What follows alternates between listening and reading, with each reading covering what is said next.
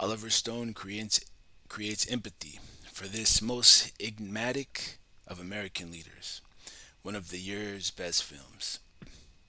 Oliver Stone's Nixon gives us a brooding, brilliant, tortured man sinking into the gloom of a White House under siege, haunted by the ghosts of his past. Thoughts of Hamlet, Macbeth, and King Lear come to mind. Here, again, is a ruler destroyed by his fatal flaws. There's something almost majestic about the process. As Nixon goes down in this film, there is no gloating, but a watery sigh, as of a great ship sinking.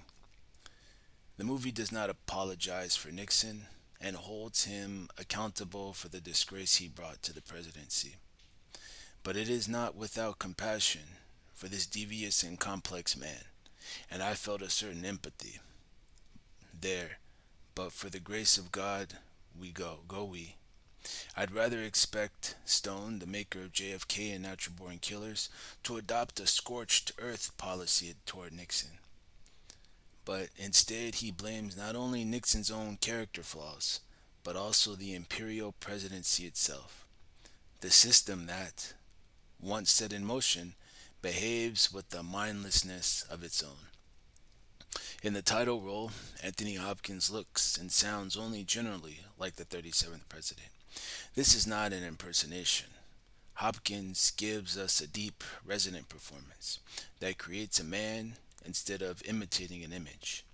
Stone uses the same approach, reining in his stylistic exuberance and yet giving himself the freedom to use flashbacks, newsreels, broadcast voices, montage, and the device of cloudy swiftly fleeing over the White House sky as events run ahead of the president's ability to control them. Nixon is flavored by the greatest biographer in American film history, Citizen Kane.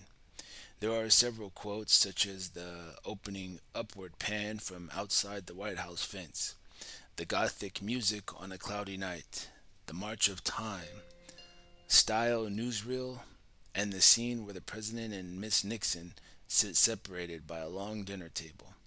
The key device that Stone has borrowed is the notion of rosebud, the missing piece of information that might explain a man's life. In Stone's view, the infamous 18.5 minute gap on the White House tapes symbolizes a dark hole inside the president's soul, a secret that Nixon hints at but never reveals. What is implied is that somehow a secret CIA operation against Cuba started with Nixon's knowledge during the last years of the Eisenhower administration, turned on itself, and somehow led to the assassination of John F. Kennedy. The movie doesn't suggest that Nixon ordered or desired Kennedy's death, but that he half understood the process by which the beast, as he called the secret government apparatus, led to the assassination. Learning from the former CIA Cuba conspirator E. Howard Hunt was involved in the Watergate caper. He murmurs, he's the darkness reaching out for the dark. Open up that scab, you uncover a lot of pus. And in an unguarded moment, he confides to an aide, whoever killed Kennedy came from this thing we created, this beast.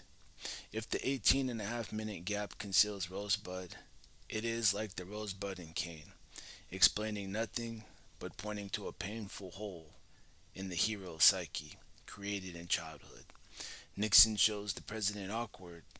President's awkward, unhappy early years, as two brothers die, and his strict Quaker parents fill him with a sense of purpose and inadequacy. When you quit struggling, they've beaten you, his father says. And his mother, Mary Steenburgen, speaking in the Quaker tradition of these and thous, seems always to hold him to a higher standard than he can hope to reach. Stone, who was burned by accusations that some of the history in JFK was fabricated, opens with the disclaimer that some scenes are based on hypothesis and speculation. Many of these scenes, in fact, came out of our memory book of Nixon's greatest hits, The checkered speech. You won't have Nixon to kick around anymore. The summit with Mao. The bizarre midnight visit with anti war protesters at the Lincoln Memorial. And the strange scene reported in Woodward and Bernstein's The Final Days, in which a crushed president asked Henry Kissinger to join him on his knees in prayer. One theme throughout the film is Nixon's envy of John F. Kennedy.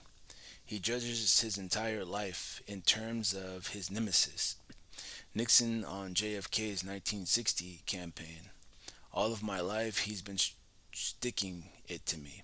Now he steals it from me.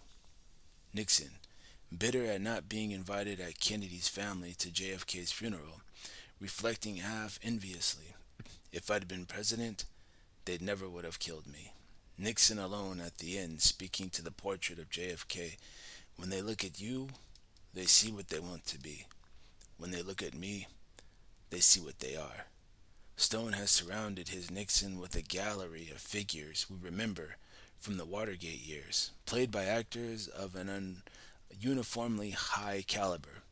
Bob Hoskins creates a feral, poisonous J. Edgar Hoover, eating melon from the mouth of a handsome pool boy and ogling the Marine Guards at a White House reception.